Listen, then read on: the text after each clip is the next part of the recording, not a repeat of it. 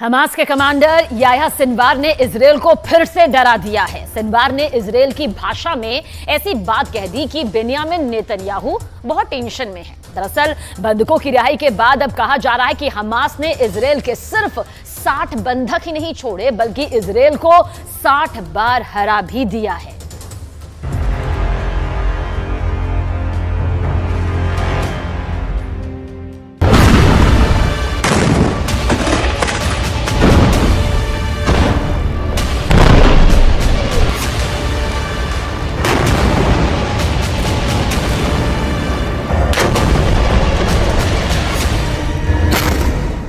Cease fire टूट गया जब युद्ध विराम बढ़ाने पर हमास और इजरायल राजी हुए तो गाजा में तैनात इजरायली सेना के टैंक और तोपों ने बमबारी कर दी। शेख रदवान इलाके में धमाके हुए और दहशत फैल गई कि युद्ध फिर शुरू हो चुका है।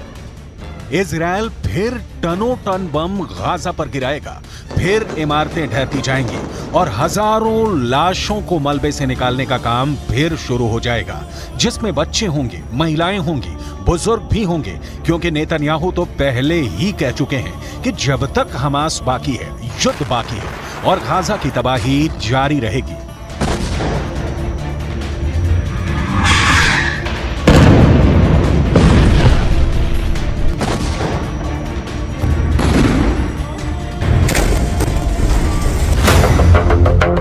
यानी सीज फायर की उम्र ज्यादा नहीं है और अब शेख रदवान में हुए हमलों ने बता दिया कि सीज फायर टूट गया है।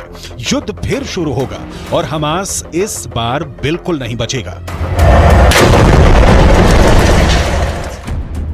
लेकिन हमास को इसका डर नहीं, हमास के कमांडर को इसकी फिक्र नहीं, क्योंकि इजरायल की मीडिया में जो खबरें छाई हैं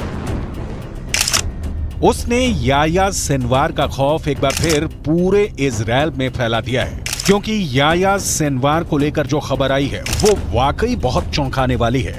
ये खबर सुरंग से आई है जहां हमास पूरी तरह एक्टिव है। ये खबर हमास के बंधकों ने बताई है, वो बंधक जिनको हमास ने रिहा किया है। और ये खबर नेतन्याहू के लिए बहुत बड़ा सिरदर्द बन चुकी है। हमास के कब्जे से रिहा हुए एक बंधक ने बताया कि जब गाजा में वो एक सुरंग में कैद करके रखे गए थे तब एक दिन अचानक सुरंग का दरवाजा खुला और उनके सामने एक व्यक्ति था जो याह्या सिनवार बताया जा रहा है। वो व्यक्ति इजरायल में बोली जाने वाली हिब्रू भाषा में बात करने लगा और उसने कहा कि तुम सब यहाँ हमास के कब्जे में महफूज हो, तुम लोगों को डरने की कोई जरूरत नहीं, तुम्हें कोई नुकसान नहीं होने दिया जाएगा। उसकी हिब्रू भाषा बोलने का लहजा बिल्कुल एक इजरायली व्यक्ति की तरह था। शुरू में उन्हें लगा कि इजरायल का कोई शख्स उनसे बात कर रहा है, लेकिन फिर एहसास हुआ कि यह हमास का कमांडर याह्या सिनवार ही है। המכונה הצה"לית עובדת במלוא העוצמה. יחיא סינואר מתחבא בבונקר שלו ונותן למפקדי השדה שלו, הטרוריסטים, למות בשטח. אצלנו המפקדים הולכים בראש הכוח, מובילים קדימה, מביאים להישגים ומנהיגים את הכוחות. याह्या सिनवार अब इजरायल के सिर पर चढ़ गया है। इसमें कोई शक नहीं कि गाजा की गलियों में जो युद्ध अब तक हुआ है उस पर याह्या सिनवार की छाप पड़ी हुई है। हमास का एक एक हमला याह्या सिनवार की सरपरस्ती में हो रहा है। ये बात इजरायल की फौज बहुत अच्छी तरह जानती है। नेतन्याहू ने गाजा पहुंचकर पहले ही बता दिया है कि चाहे सीज फायर रहेगा या फिर नहीं, इसका हमास को खत्म करने के उनके एजेंडे पर कोई फर्क नहीं पड़ेगा। वो पहले ही बता चुके हैं कि इजरायल पर हमला करने वालों को वो चुन चुन कर मारेंगे, हमास को जड़ से खत्म कर देंगे।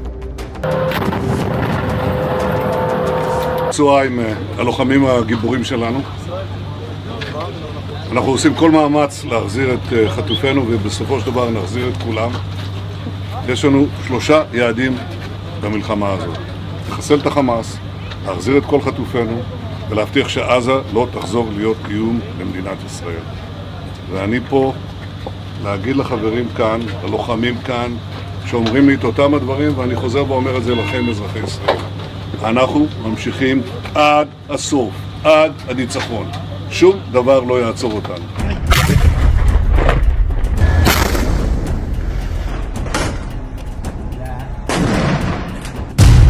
यानी हमास का पक्का इलाज होगा, हमास को पूरी तरह खत्म कर दिया जाएगा। इसकी 100% वाली गारंटी नेतन्याहू बार बार दे रहे हैं।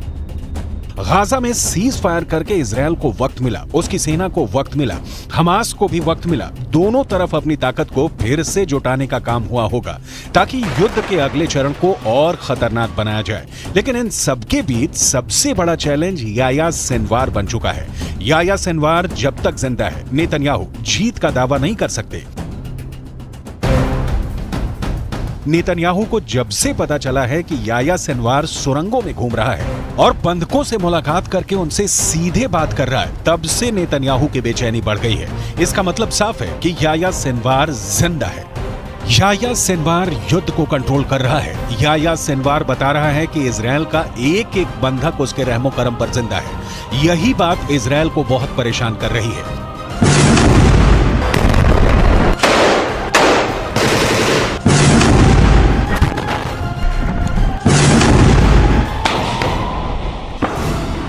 याह्या सिनवार के ऑर्डर पर हमास कुछ भी कर गुजरने को तैयार है। सिनवार की बहुत ही खास स्ट्रेटजी है जिसके आगे अभी तक इजरायल नाकाम ही साबित हुआ है। 7 अक्टूबर को हुए हमले के बाद हमास के खिलाफ जंग में इजरायल के 2 मकसद थे। पहला, हमास के पास से करीब 250 बंधकों को आजाद कराना, जिसके लिए इजरायल को सीज फायर करना पड़ा, यानी उसका युद्ध और बमबारी काम नहीं आया, वो फेल हो गया। दूसरा मकसद, इजरायल हमास को जड़ से खत्म करना चाहता है, लेकिन अभी तक इसमें भी इजरायल फेल ही साबित हुआ है। יש היום הסכמה לאומית בכל מדינת ישראל שאנחנו חייבים להילחם ולנצח בגלל מה שקרה, בשביל העתיד שלנו וגם בשביל העתיד של העולם החופשי. חמאס ואייסיס זה אותו דבר, ויחיא סנואר זה אוסמה בן לאדן החדש.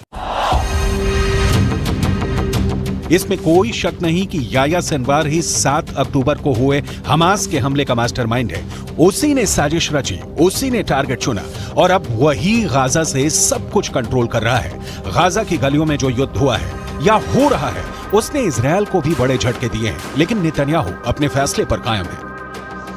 ישבתי עם סגן הרמטכ"ל, עם המפקדים, ועל הקיר היה כתוב עם ישראל חי. אז עם ישראל חי, ועם ישראל גם מנצח. בזכותכם, בזכותכם. תודה לכם. बंधकों को छुड़ाने वाले सीज फायर के बाद वो हमास पर 10 गुना तेज हमला करेगा। फिर हमास के पास न बचने का रास्ता होगा न भागने का। गाजा की गलियों में युद्ध के दौरान हमास ने भी बड़े बड़े दावे किए हैं। हमास का दावा है कि उसने इजरायल के 180 टैंक और बख्तरबंद गाड़ियों को हमले में फोड़ दिया है। गाजा से लगातार ऐसी तस्वीरें आई हैं जिसमें इजरायली टैंक पर घात लगाकर हमले किए गए। इजरायल ने खुद माना है कि अब तक ग्राउंड ऑपरेशन में उसके 70 से ज्यादा सैनिक मारे जा चुके हैं, 250 से ज्यादा सैनिक जख्मी हुए हैं। लिहाजा हमास के खिलाफ जो ताकत इजरायल को माना जाता है, उसके मुताबिक नतीजे तो इजरायल को भी नहीं मिले हैं। हालांकि नेतन्याहू के सामने अपनी छवि को बनाए रखना बड़ा चैलेंज बन चुका है और गाजा पहुंचकर उनकी पहली कोशिश इसी तरफ नजर आती है। सीज फायर हमेशा के लिए नहीं हुआ है और आगे की लड़ाई जैसी भी होगी, उसे लेकर इजरायल के ऊपर बंधकों वाला प्रेशर पहले के मुकाबले काफी कम होगा, क्योंकि बहुत से बंधक, खासकर बच्चों और महिलाओं को हमास आजाद कर चुका है। इसलिए इजरायल का पूरा फोकस अब हमास को खत्म करने पर है।